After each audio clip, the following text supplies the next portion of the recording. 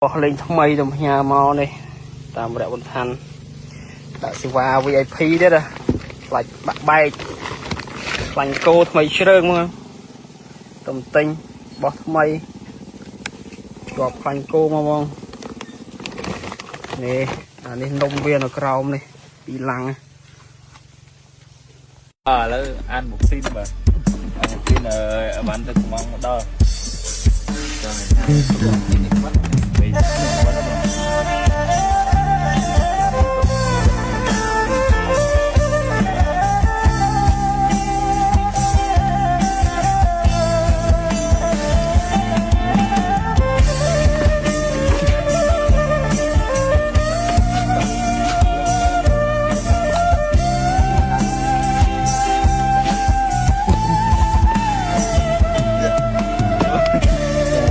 mây Việt tăng này, đây được coi là màu tím Việt tăng này.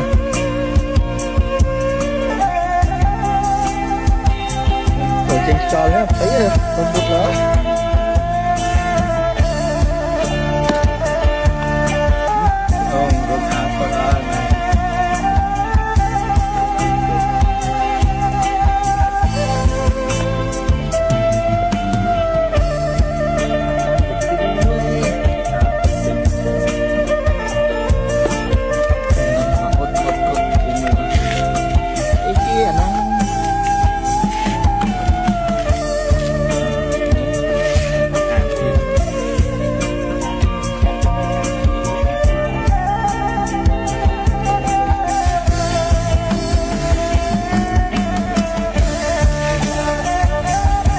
ôi quanh cô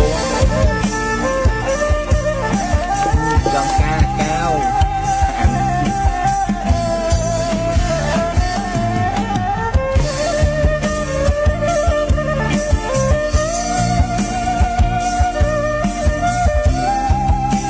đã sẵn rồi cắt tắt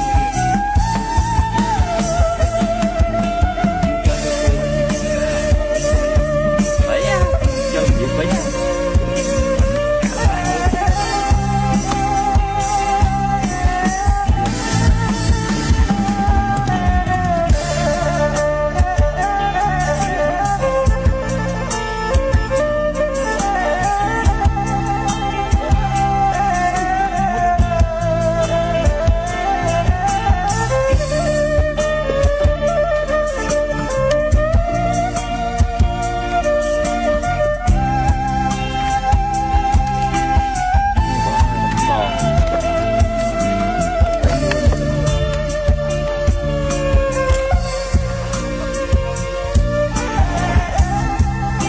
Lên đây nó không còn, lên đây nó không còn.